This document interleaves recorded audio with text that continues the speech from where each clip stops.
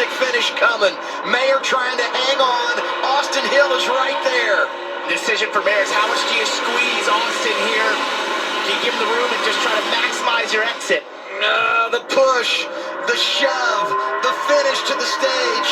Hill in control in that inside lane. Turns 3 and 4. Runs him wide. Back to the green and white. Checkered flag. What a finish. Austin Hill gets his 4th stage win of the season. That was awesome. It was very clean of those two. Sam did not squeeze him at all. That's because it was a stage. Let's get to the end and see what happens. Mayer, Gray, Ryan Sieg, Williams, Sawalich, the top 5. And by that much, it's Austin Hill over Mayer. Harrison Burton gets stage points. So do Corey Day and Justin Allgaier. They've already pitted, and they'll be at the front after pit stops when we return. Austin Hill a bit down here. That was kind of the sucker hole is what you would call that, right? You know you got better tires. You know you're quicker, but speaking of which, on the right side of your screen, eyes around. Parker Retzlaff for a ride. Oh, wheel and caution lights are on for the 6th time today. So that was 3 cars who, as we have that camera that's always rolling. Look at the back end of the field here on these restarts where there's just a ton of contact and congestion here. Through the Poet restart zone. Restart with 112 laps to go. Sammy Smith thought about making it 3 wide on Corey Day. Corey's had a great car. Oh, Allgaier got into the fence right there on the exit of 2.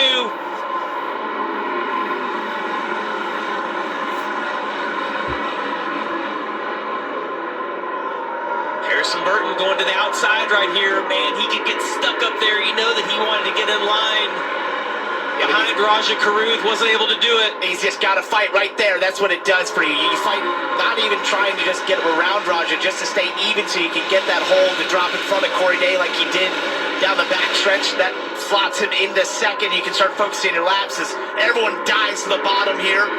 I think that was Blake. No, that was Jeff Burton. I'm so sorry. I got this up there.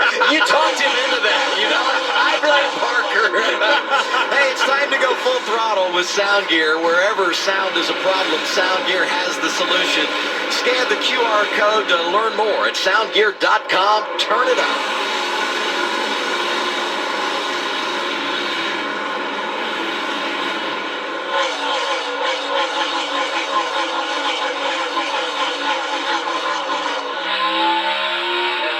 Back out of line.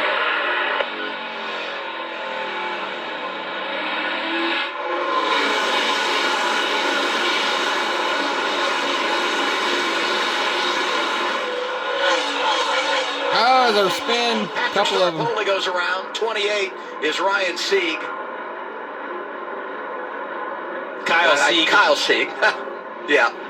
Boy, as if the paint schemes won't get us, the brothers racing will, you know. We're on it today. We're sympathetic because we've all done it. I was so proud. In the corner, saw Sheldon Creed get super loose on entry when he jumped on the brakes into turn 1. Harrison Burton leading, and Jeb Burton has been impressive today in the 27. I know a couple of times we've tried to give him credit he didn't deserve, put him in a situation he really never was in, but he's done a nice job. And this is what we saw on board riding with Gray. Man, Austin Hill shoving through. It's so aggressive. Boom, there goes the 54. So aggressive from Austin Hill.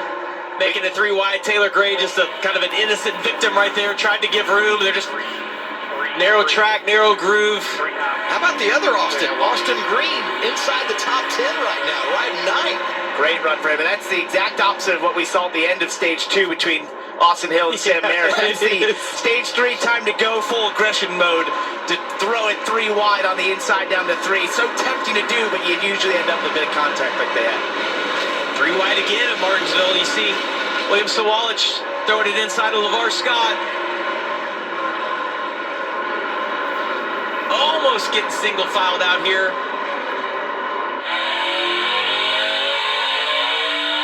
Taylor Gray has found himself at the wrong end of this.